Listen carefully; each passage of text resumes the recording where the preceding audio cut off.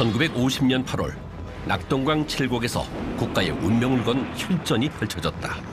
용악산에 올라갔는데 내 옆에 있는 사람이 딱 인민군 총에 맞아 죽었어요. 그래 겁이 나니까 막 겁도 나고 막 적개심도 나고 그래가 나도 막 예망 소총을 막 쏘지요. 다 쏘고 급하니까 탄약 장진이 안 되는 거예요. 비를 짱대같이 맞아도 옷 갈아입을 옷이 없어. 몸 홍기로 말리고 비리 나는 내일을 입고 계속 전투를 해야 돼. 절망적인 상황 속에서 국군과 미군은 북한 공산군의 적화를 막으려 생명을 걸었다. 우리는 그 전투를 다부동 전투라 부른다.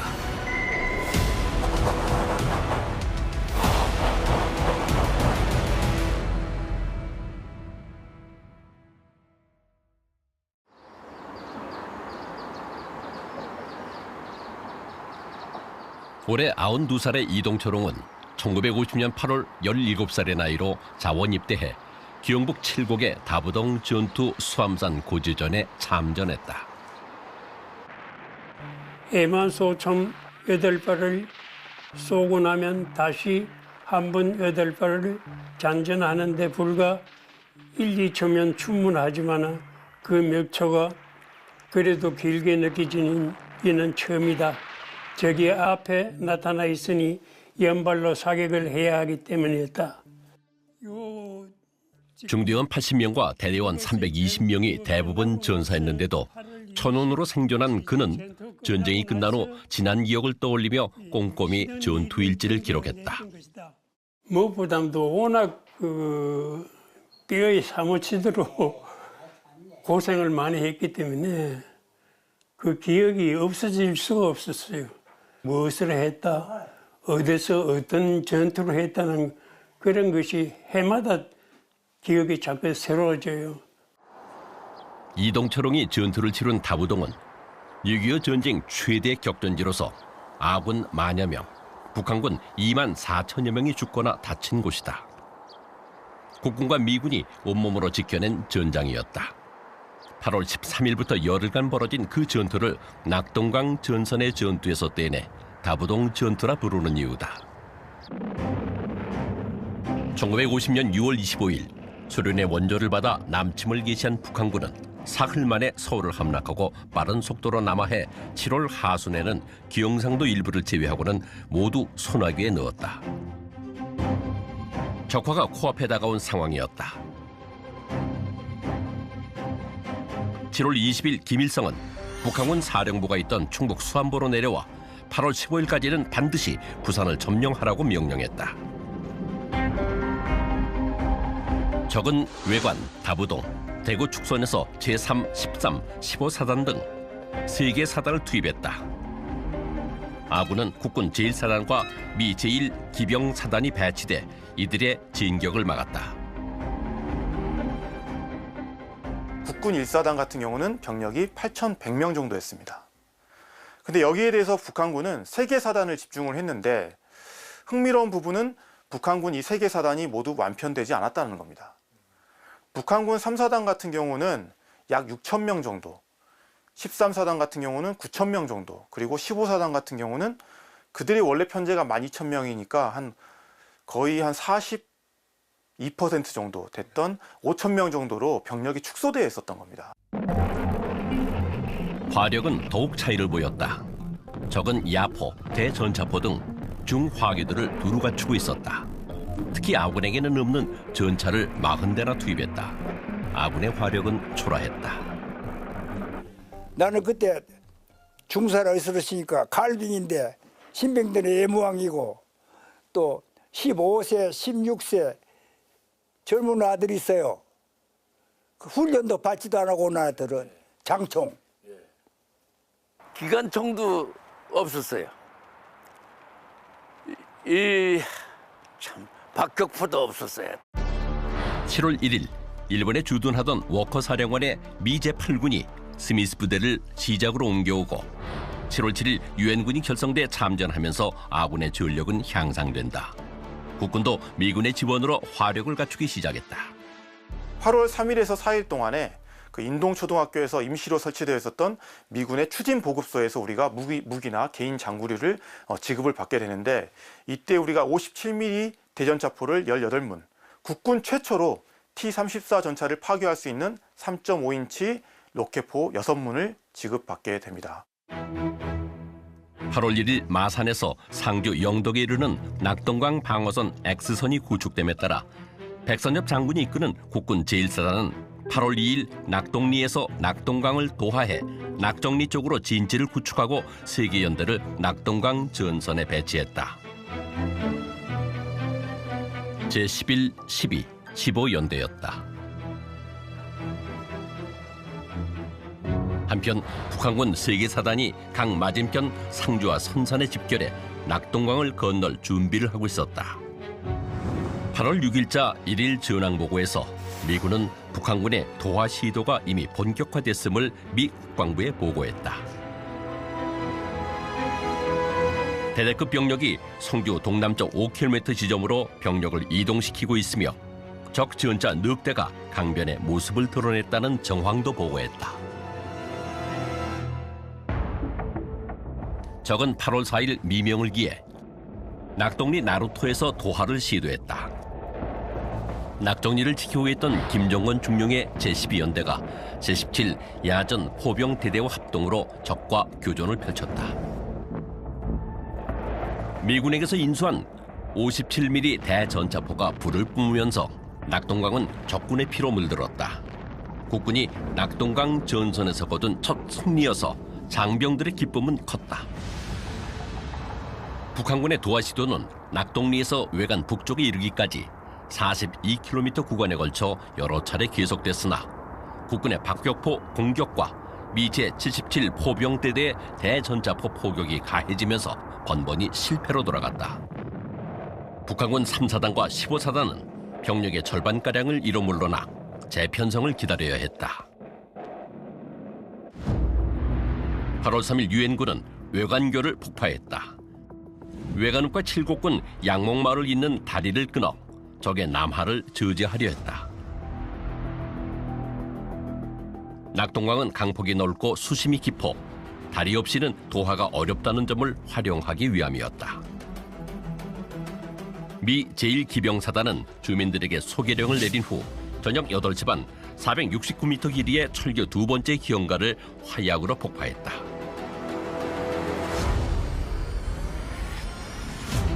개전 초기 한강 인도교를 폭파한 데 이어 외관교도 폭파함으로써 아군은 적의 남침 속도를 지연시키려 했다.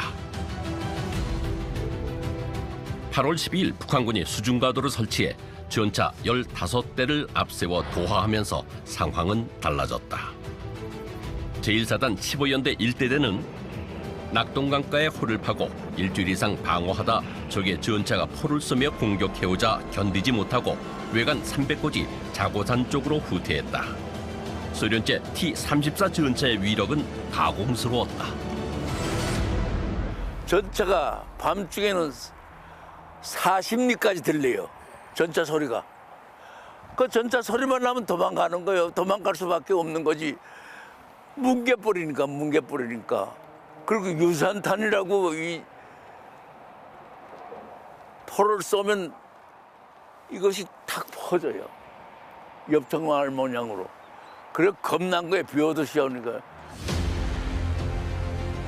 유엔군 총사령관 너글러스 메가더 장군에게서 전쟁 지휘권을 위임받은 워커 미 제8군 사령관은 북한군이 도하에 성공하자 8월 13일 방어선을 의성 영덕선에서 외관 포항선으로 낮췄다. 워커는 좁아진 방어구역의 장점을 활용해 수세인 상황에서도 역습을 펼치며 북한군의 공격 기세를 꺾어나가려 했다. 북한 같은 경우는 전방향 압박 전략 전술을 썼는데요. 이게 이제 어느 한 곳에 병력을 집중하기보다는 분산시켜가지고 전 방향에서 압박을 하다가 어느 곳이 뚫리면 그곳으로 전과를 확대하겠다라는 겁니다. 워커 장군의 미 8군 같은 경우는 전방향 댐진 전략 전술을 들고 나오는데요. 뚫린 곳을 예비대로 막아내고 덜 위급한 지역에서 더 위급한 지역으로 병력을 보내서 막는다, 이렇게 할 수 있었던 거죠. 워커의 예비대 보강 전략은 낙동강 전선을 하향 조정한 것과 궤를 같이 했다. 전선 사이즈를 축소해 뚫리지 않도록 하고 구멍이 나는 곳은 즉시 보충이 가능하도록 하려 한 것이었다. 낙동강은 강폭이 최대 800m에 이르고 양안이 절벽으로 된 단해 지형이라 강을 건너야 하는 공격측에게는 매우 불리한 지형이었다. 대표적인 곳이 경북 칠곡군 외관읍 일대의 낙동강변인데 물살도 상당히 빠른 곳이었다. 워커 장군은 이 지형의 구조적 장점을 정확히 파악하고 낙동강을 결전지로 설정한 것이다. 낙동강 마산 포항을 잇는 축선으로 전선을 하향 조정하면서 전체적인 방어선은 160km로 줄어들게 됩니다. 이렇게 되는 경우에 1개 사단이 감당해야 될 정면은 15km가 되는 것이고요. 1개 중대는 통상적인 500m의 정면을 방어하면 되는 것입니다. 중대 정면 전방이 반으로 줄어드는 것이죠. 병력은 그대로인데 방어 밀도가 높아지면서 전투력이 두세 배 높아지는 효과가 나는 겁니다. 방어선을 압축하면서 예비대를 훨씬 더 효율적으로 운영할 수 있게 됐다. 워커는 실제로 낙동강 전선 전 구간을 직접 정찰기로 순회하며 전황을 살펴 예비대를 투입했다. 예비대 보급에 심혈을 기울였던 것이다. 예비대를 후방에 두는 것이 아니라 작전 중심에 배치해야 한다는 것을 의미합니다. 너무 부대를 뒤에 두면 결정적일 때 도착이 늦겠죠. 너무 앞에 두면 초기 전투에 말려들 가능성이 있습니다. 그렇게 되면 필요할 때 예비대를 써먹지 못하죠. 두 번째는 기동성과 유연성을 확보하는 겁니다. 예비대는 당연히 기동이 가능해야 되죠. 그리고 증원, 역습, 전선 복원 등 다양한 임무에 유연하게 투입될 수 있어야 됩니다. 세 번째는 정확한 시기 판단입니다. 투입이 너무 빠르면 기회를 잃고 너무 늦게 투입하면 감당할 수가 없습니다. 이 판단이 사령관의 핵심 능력인 것이죠. 워커는 방어선 압축을 통해 중심을 확보했고 예비대를 작전 중심부에 재편성했으며 실시간 전황 파악과 현장 결단으로 결정적 지점에 정확히 예비대를 투입했다. 한 번 더 기회를 창출할 수 있는 능력이라고 합니다. 그리고 이 능력이 바로 예비 부대인 것이죠. 이것이 바로 전력의 총량이 아닌 지휘관의 판단과 작전술로 전황을 바꾸는 바로 전술입니다. 8월 13일 국군과 유엔군은 각각 칠곡군 가산면과 외관에 진을 치고 최후의 보루로 삼았다. 워커 장군은 화력과 기동력을 보유한 미군을 개활지 외관에, 국군은 외관 북부의 산악지대에 배치했다. 다부동 전투의 시작이었다. 6.25 전쟁 당시 칠곡에서 있었던 전투는 반지천을 경계로 하여 경계 이남에서 있었던 외관 전투와 경계 이북에서 있었던 다부동 전투로 구분할 수 있는데요. 따라서 다부동 전투는 369 고지, 328 고지, 수암산, 유악산 등에서의 고지전과 천평계곡에서 있었던 볼링엘리 전투를 아우르는 개념이라고 할 수 있겠습니다. 반지천은 328 고지 서쪽에서 낙동강으로 흘러들어가는 지류로서 미군과 국군의 작전지역 경계였던 까닭으로 적의 집중 포격을 받아 아군의 희생이 컸다. 한미 간 공조를 방해하려는 의도였다. 저 반대에도 저가 미군이 죽어가 있고 저서부터 저리 그 호에 뭐 전방 사람이 다 죽어가 있어요. 100여 호이던 반계리 주민들은 외관 대구 등지로 피란을 떠나야 했다. 딴 사람들은 구름마하고 소몰고 이리 도로로 가고 우리는 보따리 짊어지고 이 산으로 넘어갔다. 바로 이 산 도로에 넘으면 저 넘으면 가면 지천면 그 항이라고 있어요. 이갓집 있는데 거기 가서 며칠 자고 또 거기서도 피란 가락 해갖고 까짓걸 갔는 게 대구 무태 뒤산. 7월부터 2개 군단 5개 사단의 체제를 갖추었던 국군은 연일 계속된 전투로 병력 손실이 큰 상태여서 8월 들어서는 확충이 시급했다. 결혼을 채우지 못해 전방 부대마다 독자적으로 신병을 가두 모집해 시은지 입대 형식으로 부족한 병력을 보충하고 있었다. 그래 입소해가지고 일주일 동안 막 엎드려 이래 총 쏘는 자세를 이래 훈련시키더라고. 일주일 훈련 받고 딱 다부동 전투에 참가했습니다. 국군은 정규군 외에 기용찰 15,000여 명과 학도병까지 동원했다. 10대 소년 학도병들은 훈련도 제대로 받지 못한 채 전선에 투입된 탓에 교전이 시작되면 고개를 들지 못했다. 걔네들은 그 38선 넘어오면서 계속 이제 전투를 하면서 그 나름대로 조금 기염을 쌓는 사람들이고, 우리는 그냥 3일 만에 현장에는 투입됐고, 그런 이제 차이점이 있죠. 8,000여 명으로 시작한 병력이 차츰 줄어들자 백선엽 1사단장은 미8군 사령부에 병력 증원을 요청했다. 미8군 사령관 워커는 하와이와 본토에서 미 육군 제27 보병연대와 미 해병대 제1 임시 해병여단이 파병되자 이들을 기동 예비대로 활용해 낙동강 전선에 급한 불을 끄고 약한 틈새가 보이면 틈틈이 반격을 시도했다. 이어서 미 공군의 폭격이 시작되면서 적은 공습이 있는 낮을 피해 밤에만 공격을 해왔다.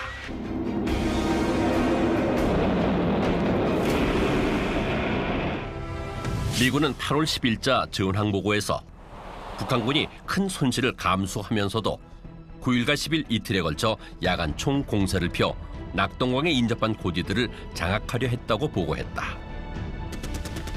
미 공군의 폭격으로 전열이 흔들리자 북한군은 3사단 일부만 328 고지 쪽에 남긴 채 13, 15사단 병력을 북쪽의 산악지대 쪽으로 우회시켜 침투를 기도했다. 육군본부도 8월 12일 밤 제1사단 주력을 낙동강에서 유악산 쪽으로 긴급히 이동 배치했다. 제1사단의 다부동 이동 배치는 정일권 육군 총참모장과 워커 중장의 결정이었다.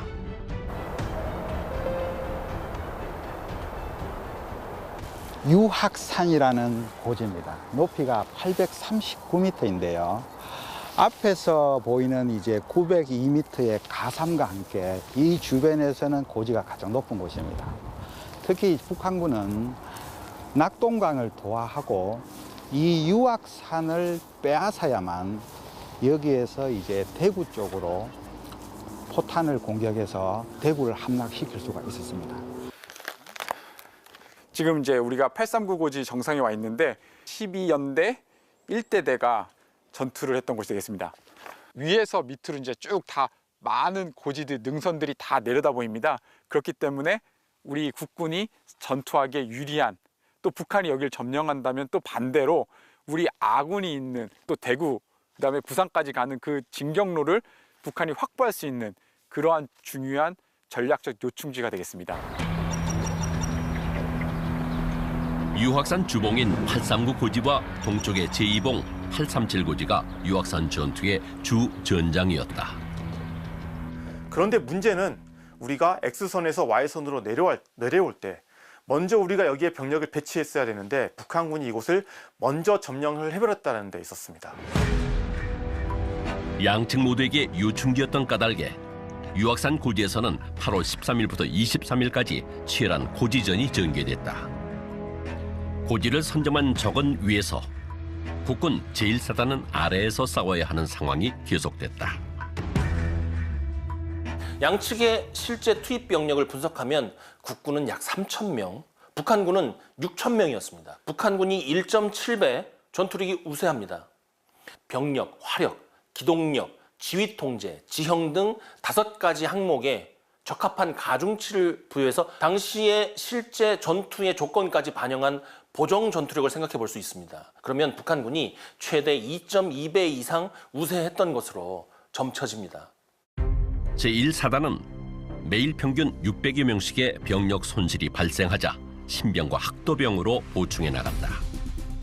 고지전이 벌어진 곳마다 적의 수류탄과 곡사포 공격 때문에 애를 먹었다. 적이 유학산을 먼저 점령해버린 탓에 급경사 고지를 아래에서 공격해야 했던 국군에게는 수류탄을 들고 기어 올라가는 것 자체가 생존을 건 도전이었다. 접근이 가능한 능선은 서너 개뿐이고 특히 주봉에 오르기 직전 해발 700m 지점에서 정상까지는 암벽 단해였다. 북한군은 고지를 먼저 차지한 뒤 은폐와 엄폐가 가능한 위치에서 버텼고 국군은 기동력도 엄폐 수단도 부족한 급경사면을 오르면서 역습을 시도해야 했다. 한편 유악산 서쪽 328 고지에서도 탈환전이 계속됐다. 328 고지는 낙동강에서 300m 떨어진 곳에 위치해 있어 북한군이 강을 건너 침투할 경우 가장 먼저 올라야 하는 고지였다.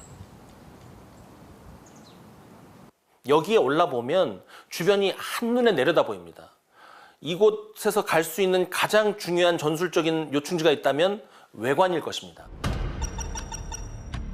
외관에는 미팔군이 주둔하며 임시 수도 대구를 방어하고 있었다. 328 고지는 벌고숭이 바위산이었다. 참호를 팔 수 없어 은폐와 엄폐가 불가능했고 적의 포격에 노출된 채 전투를 벌여야 했다. 현장에서는 시신 위에 자루를 덮고 그 위에 다시 시신을 쌓아 참호를 만들었다. 바로 아래에는 마을이 있어 주민 대피를 위한 민군 작전도 표해했다. 328 고지 두 번째 봉인 270 고지, 인근에 또 316 고지 이런 곳을 보면 능선이 횡격실로 연결되어 있는 것을 알 수 있습니다. 이긴 뭐냐? 328 고지를 점령하면 다른 인근의 고지도 도미노처럼 연속적으로 점령할 수 있다는 것을 의미합니다. 이 전력들이 결국은 어디로 가겠습니까? 대구로 가는 것이죠. 피아가 사력을 다해 맞설 수밖에 없었던 전선이었다. 아군은 8월 10일과 11일 이틀에 걸쳐 대대적인 포격을 가했다. 적이 전멸했을 것으로 판단한 제1사단 15연대는 8월 12일 제3대대를 328 고지의 제2봉인 270 고지에 배치하고 제1대대를 망정리 부근으로 진군시켜 328 고지로 향하게 했다. 적은 엄청난 공격을 퍼부었다. 이중대는 300고지 좌측 능선으로 올라가고 3중대는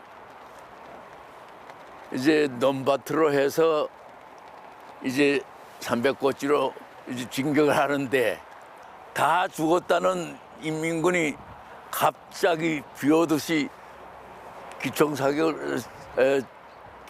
사격을 함으로 해서 그 3중대는 한 3분의 1이 부상 내지 전사당했어요.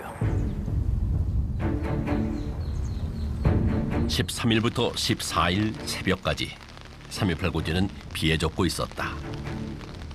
적 1개 연대 병력이 비 내리는 야음을 틈타 328 고지로 침투했다. 아군은 분산하며 후퇴를 시작했다. 집중대는 계속 버티며 네 방향에서 포위해온 적과 근접전을 벌였다. 동이 트자마자 15연대는 적의 후속 병력이 증원되기 전에 망정리 쪽에서 중화기를 쏘며 역습을 실시해 아침 8시에 328 고지를 다시 점령했다. 그러나 비 탓에 항공 지원을 받지 못해 3, 4번 능선에서 전차로 총 반격을 개시한 적을 제압하지 못했다. 결국 15연대는 적 전차를 파괴하기 위해 특공대를 투입하기로 결정을 내린다. 특공대 지원자 있으면 나오라. 한 30명이 나와요. 그 정전봉 대위에 눈을 보니까 눈물이 너무 고였어요. 근데 그게 또 소위가 하나 딱 나오더니 중대장님 제가 인솔을 해갔습니다. 그분이 김희진 소위 이렇게 소대에 좀 나왔는데 거기 가서 좀 미나하게 움직일 그런 애들만 딱 10명을 선출해요. 적 탱크 하나에 2명씩. 그래가 소총은 다 버리고 수류탄만 2발씩 가지고 가는 겁니다. 특공대는 적진에 잠입해 적 전차 2대를 파괴하고 석 대를 격퇴시키며 마침내 자정이 넘은 시간 1대대, 3대대와 함께 고지를 점령했다. 와서 굉장했죠.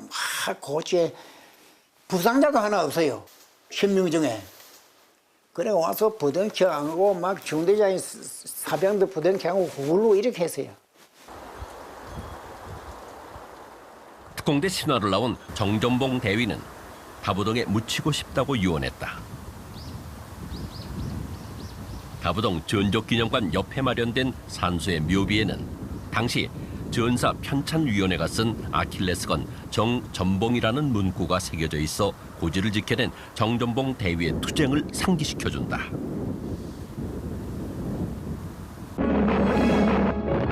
(8월 15일) 미군 공군기가 모습을 보이지 않자 낙동강 건너편에 적 포병 부대가 고지전에 나선 아군에게 포격을 가했다.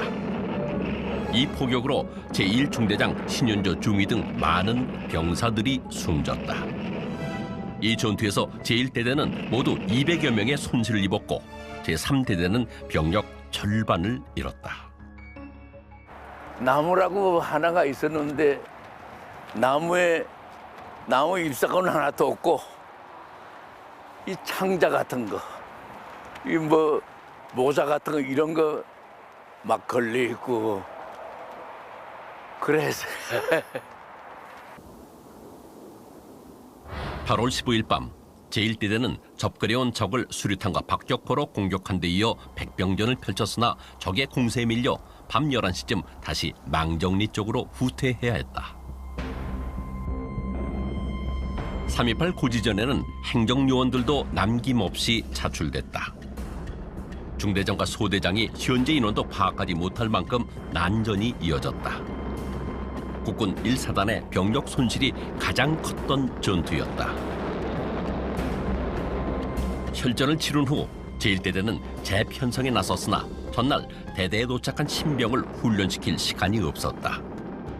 대부분 10대들이었던 신병들은 명단 적을 새도 없이 전선에 투입됐다.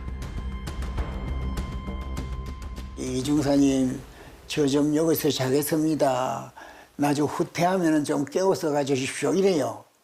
그러면서 저가 판 호에 들어눕는데 그때 발이 상당히 밝았습니다. 아니, 누웠는데 제가 눈물이 나요. 3살이 적으니까 동생 같은 애 아닙니까?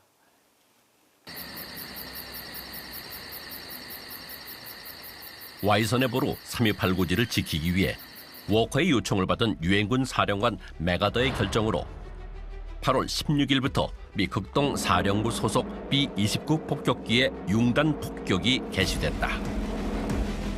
일본 도쿄도의 요코타와 오키나와의 가데나 기지에서 발진한 폭격기 98대가 적이 포진하고 있던 외관 북쪽 5.6km 지점 12km 구역에 26분간 960톤의 폭탄을 쏟아부었다. 북한군의 손실은 컸다. 적의 기지와 보급로가 모두 파괴됐다. 제2차 세계대전의 노르망디 상륙작전 이래 최대 규모의 폭격이었다. 여기에 국군의 화력이 더해지자 3.28 고지는 불바다가 됐다. 적은 시체더미 속에 숨어서 계속 저항했지만 B-29가 나서 다시 융단 폭격을 가하면서 상황은 종료됐다. 결국 제15연대는 3.28 고지를 되찾았으나 그 과정에서 수많은 생명들이 사라져갔다.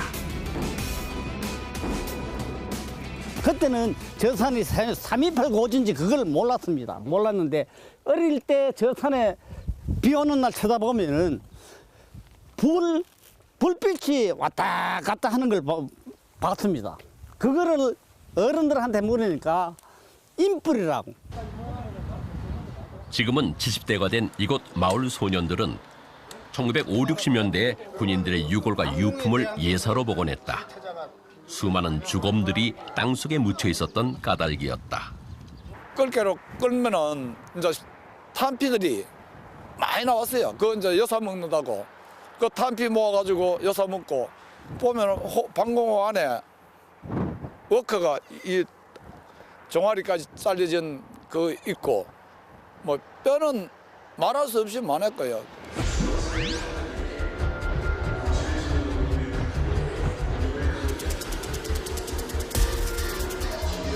(8월 19일) 새벽 4시쯤 적이 수암산에 한 개 중대를 보내 아군을 위협해오자 제12연대 2대대가 수암산에서 밀리며 망정리 동쪽으로 후퇴했다.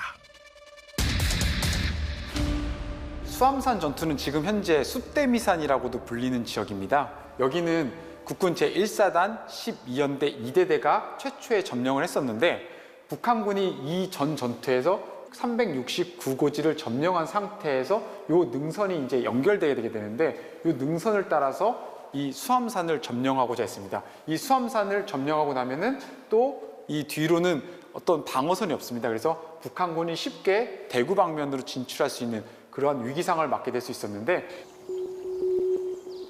518m 높이의 수암산에서는 국군 제1사단 제12연대 2대대가 북한군 정예 15사단과 3사단을 상대로 불리한 상황 속에서 치열한 전투를 벌였으나 번번이 고지 탈환에 실패했다.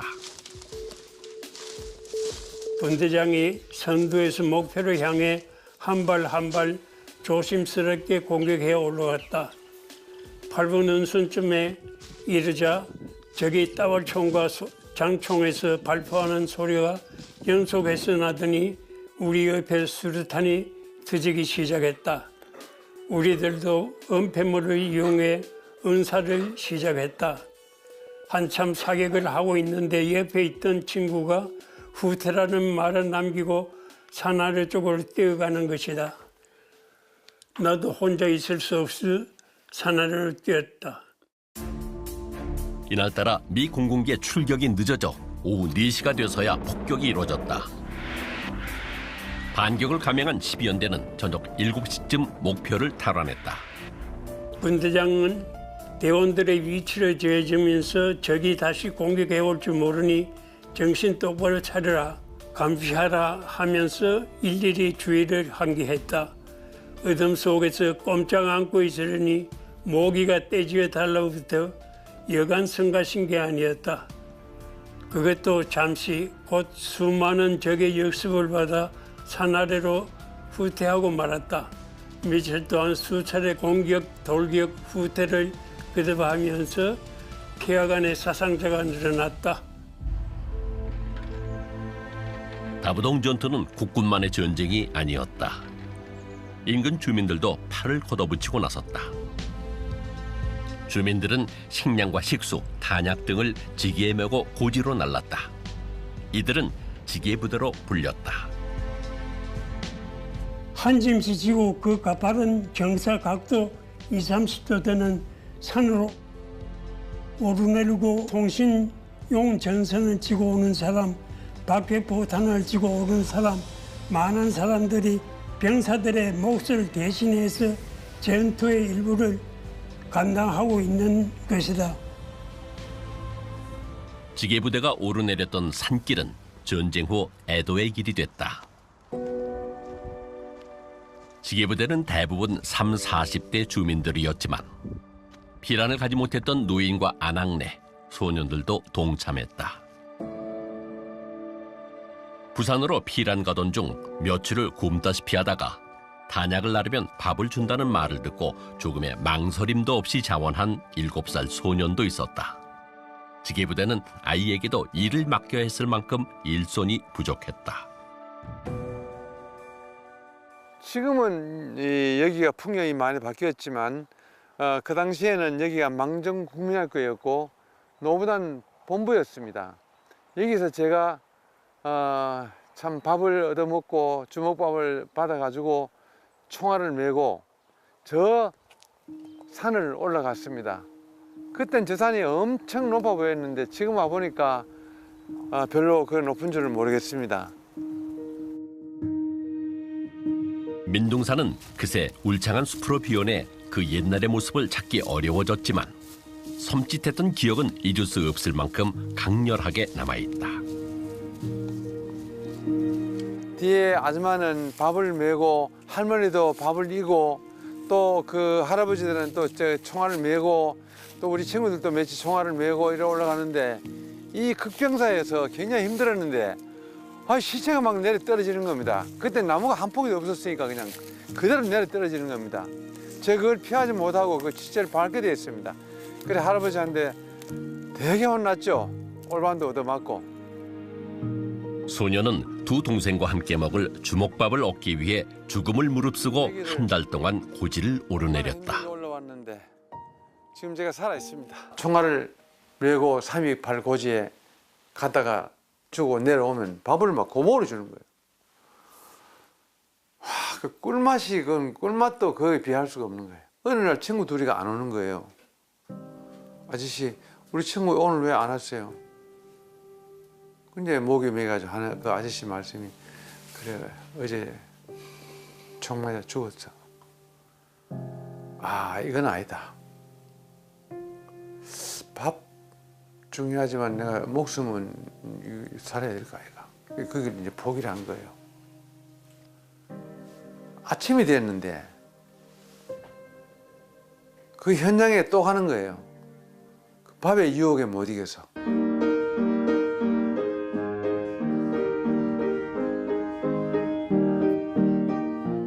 7살 나이로 생사의 경계를 넘나들던 소녀는 후에 월남전 참전을 거쳐 사업가로 성장하는 삶의 과정에서 줄곧 지게부대 시절의 기억을 떠올리며 힘을 내곤 했다.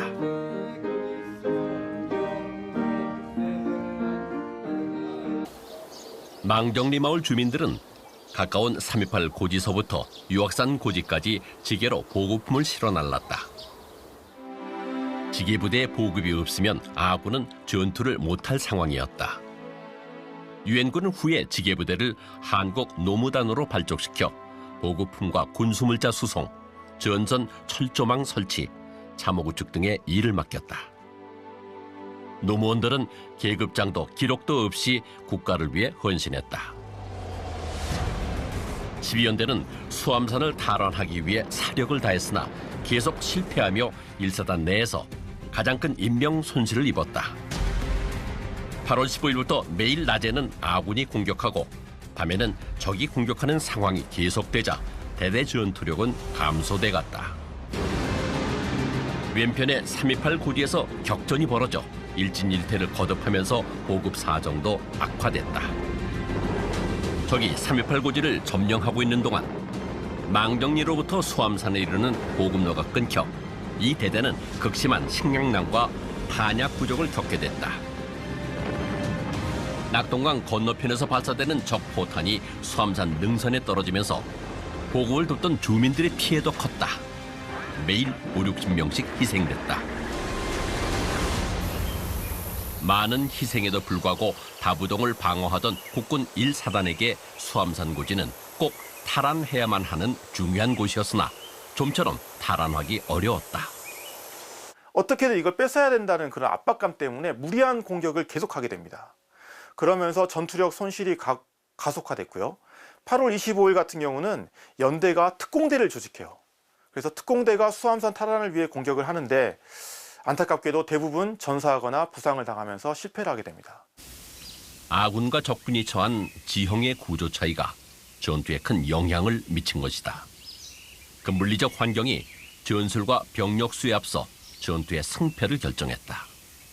수암산 북쪽 사면은요, 경사가 15도 안팎이에요. 완만한 구릉 지형입니다. 낙동강 평지에서 바로 고지로 접근이 가능하죠. 하지만 우리 국군이 역습을 해야 했던 곳은 남쪽 사면입니다. 경사도가 30도 이상이고 절벽형 단해가 곳곳에 있기 때문에 굉장히 극복하기 어려운 지형이었습니다. 자신의 몸무게를 포함해서 80kg의 중량을 가지고 병사가 30도의 지형을 오른다고 할 때 일보 약 0.6에서 0.7m당 가해지는 하중은 자신의 체중의 약 3배에 달합니다. 이러한 수직 압력을 받고 계속해서 고지를 올라가야 했다는 뜻이죠. 피로가 가중되면 사격의 정확도가 떨어지고 다음 행동에 대한 처리력이 산만해진다. 급경사면 아래에서는 수류탄 투척도 힘들었다. 던지면 도로 굴러내려오기 일쑤였다. 아군은 전투에 이기기 힘든 상황이었다. 수암산에서 유악산까지의 8km 지역에서는 이 연일 시체가 선을 이루고 강이 피로 물들 만큼 치열한 전투가 벌어졌습니다. 수류탄을 하루 종일 던지는 소모전이 끝없이 전개됐는데 오른팔 어깨가 퉁퉁 부을 지경이었어요. 올라갈 때도 책 꽉 차서 사람이 못 뜨고 올라가야 돼. 유학사할 거래. 못 뜨고 그래가지고 절마다 폰은 자꾸 나를 어제 뭐 우리가 들고 올라갈 수가 있나. 수암산 고지는 많은 희생자를 내고도 끝내 국군 1사단이 점령하지 못한 유일한 고지로 남았다. 여기 총살 맞았지, 다리 부러졌지, 여기 전부 다 여기 다 맞아 피떡거리 해가지고 누워 있어요. 수암산과 유확산에서 희생된 수천 명의 장병들은 묘비도 없이 흙 속에 묻혔다. 8월 20일 밤 신주막에서 다부동으로 통하는 천평계곡 외길에서는 한미 합동 작전이 시작됐다. 국군 제1사단과 미군 제25사단 27연대가 북한군 제13사단과 제1사단을 맞아 난전을 벌였다. 고지전이 진전이 없자 조급해진 적이 전차를 앞세워 공격해오면서 6.25 최초의 전차전이 전개됐다. 도로 중앙은 미 27연대 73 전차대대가 맞고 측면 산속에는 국군 1사단이 배치돼 적의 기습을 막도록 했다.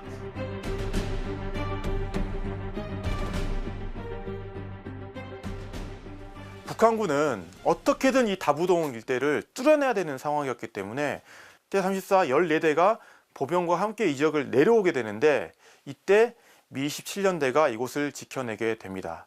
이 전투를 우리가 이제 볼링 앨리 전투라고 하는데요.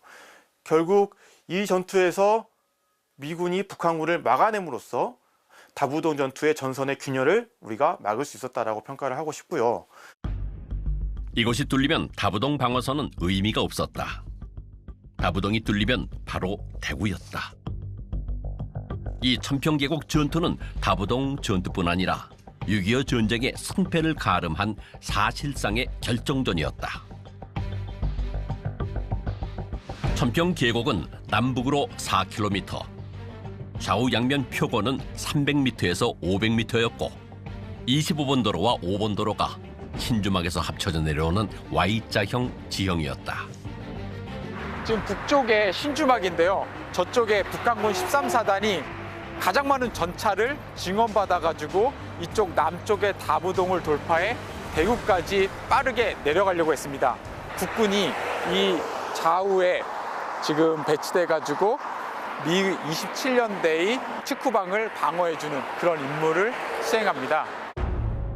미 27연대장 마이켈리스 대령은 전투 이틀 전 천평계곡 전방에 미리 지뢰를 매설함과 동시에 전차를 위치시키고 후방에는 15mm 기관포와 155mm 곡사포를 배치했다.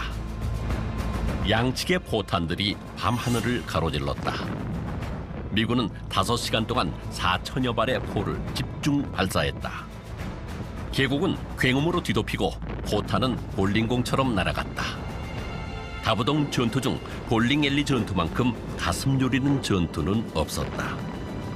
미군 전차 같은 경우는 단 한 대의 파괴도 없이 T-34를 완전히 경멸했는데 그게 가능했던 이유는 북한군은 T-34를 운영할 때 보병과 협조한 게 아니라 전차를 그냥 멋대로 내려보냈던 측면이 있었던 거고, 미군 같은 경우는 보병과 그리고 대전차포, 그 다음에 포병, 그리고 전차까지 어떻게 보면 보전 협동을 잘 해가면서 북한군을 전술적으로 완벽하게 제압했다는 측면에서 미군이 완벽한 승리를 달성했던 가장 큰 요인이 있었다라고 볼 수 있을 것 같습니다. 8월 21일 밀리던 북한군이 다시 전차와 자주포를 앞세워 야간 역습을 감행했다. 이를 예상하고 있던 미군은 155mm 곡사포 등 모든 화력을 동원해 북한군 보병과 전차를 분리시킨 후 적 전차를 파괴했다. 치열했던 포격전에 이어 오후 6시 미 전폭기가 적진 일대를 강타해 상황을 종료시켰다. 미군은 8월 22일자 전황보고에서 제5 기갑사단이 적 기관포 석 대와 탱크 한 대를 파괴했으며 5대는 작동 불능 상태로 만들었다. 적이 자정 넘어 중화기와 탱크 9대로 재차 공격해왔으나 27년대가 탱크 석 대를 부수며 제압했고 한국군 1사단이 측면에서 방어했다고 보고했다. 이날 북한군 제13사단 13포병연대장 정봉욱 중자가 귀순해 배치 정보를 제공한 덕에 유엔군의 전폭기 편대가 북한군의 포진지와 집결지를 강타함으로써 적 화력을 무력화시킬 수 있었다. 북한군은 폭격으로 보급로가 끊긴 상황인데도 징집한 양민들에게 릴레이 배달을 시켜 보급을 이어가며 발악적인 공격을 계속했다. 천평계곡 측면의 유확산 448고지를 지키던 12연대 1대대는 적의 완강한 저항을 견디지 못했다. 배고픔과 갈증도 극에 달했다. 병사들의 부대 이탈이 시작되자 1대대는 견디다 못해 대대장 판단 아래 후퇴했다. 그 당시에는 보급이 제대로 막 물도 제대로 안 갖다 주고 밥도 제대로 막 안 갖다 주고 어쩔 때는 막 배가 고파서 물이 목이 마르고 이래. 그래가지고 이제 뭐 하도 목이 마르고 도저히 막 견딜 수 없을 정도야. 그러니까 이제 목이 마르니까 밑에 내려가야 뭐 물이라도 좀 먹을까 싶어서 우리가 막 내가 내려와서 동료들 며칠 내려왔어요. 양옆에서 방어하고 있던 국군이 후퇴하기 시작하자 중앙에서 전투를 치르던 주력 미 제27연대 역시 고립될 수 있다고 판단해 철수에 나설 움직임을 보였다.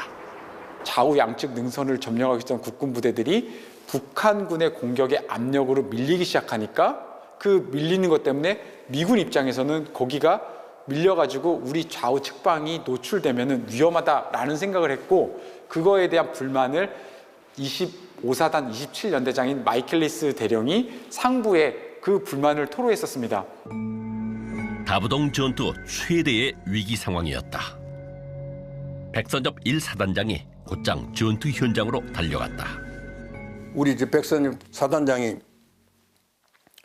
꽉 가로막는 겁니다. 더 이상 물러날 곳이 없다.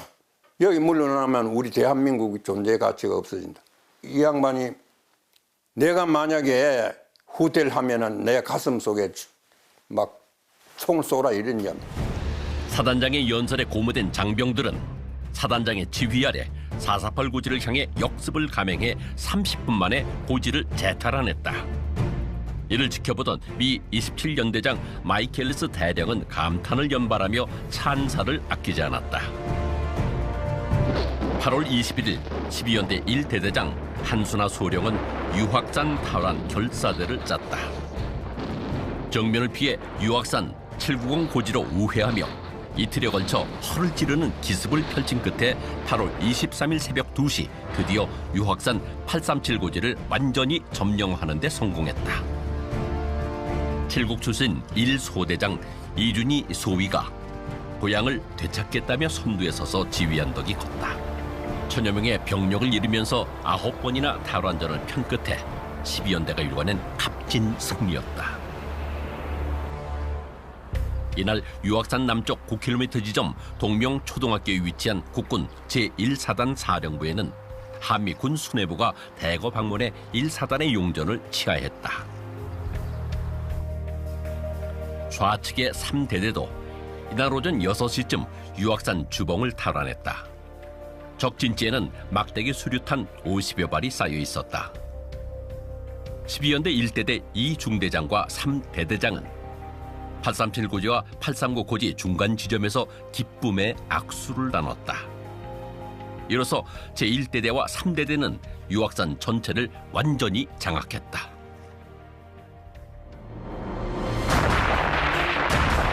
(8월 23일) 새벽 1시 154 고지와 328 고지 사이 능선 접근로에 적이 2개 대대 병력으로 공격해왔으나 아군이 105mm 곡사포를 퍼붓자 경멸됐다. 적은 사상자가 속출하는데도 병력을 계속 투입하며 무려 4시간 동안이나 전투를 지속했고 미군은 즉시 B-26 폭격기 지원을 요청해 적의 포병 진지를 격파했다. 마침내 24일 아침 국군 제1사단이 일제 공격을 감행함으로써 328 고지를 완전히 탈환했다. 7번 뺏겼다가 8번 되찾은 고지였다. 이로써 수암산을 지배한 고지전은 모두 종식됐다.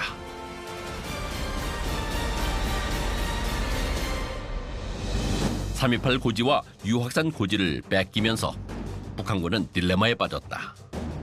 부산으로 진격하기 위해 낙동강 전선을 돌파해야 했지만 사상자가 늘어나면서 병력이 부족해졌다.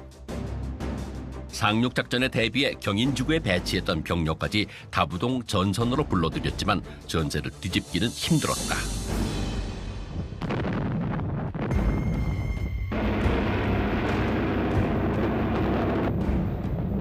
이윽고 9월 15일 맥어더 사령관이 지휘하는 유엔군이 인천 상륙작전에 성공하자 미팔군 사령관 워커 장군은 전군에 반격 명령을 내렸다. 아군은 마침내 낙동강 전선을 떠나 북상할 수 있게 됐다. 만약 아군이 낙동강 방어선에서 북한군의 공격을 제대로 막아내지 못했다면 인천 상륙작전 이후에도 전세를 그렇게 역전시키기에는 굉장히 어려웠을 것입니다. 다부동 전투는 전쟁 발발 후 3개월 동안 투지와 인고로 극한의 난관을 이겨낸 국군이 힘찬 반격의 발걸음을 내디딜 수 있도록 한 전환점이 된 동시에 6.25 전쟁사의 한 장을 새로 쓰게 만든 쾌거로 남았다. 전투는 축선 단위로 벌어지죠. 모든 전선에서 동시에 전투가 일어나진 않습니다. 외관, 영천, 다부동 같은 지역은 병목 구간이고 고강도 접전지였습니다. 별도로 분석할 필요가 있다는 것이에요. 북한군이 다부동에 집중시킨 병력만 따지자면 그 병력의 템포랄까요?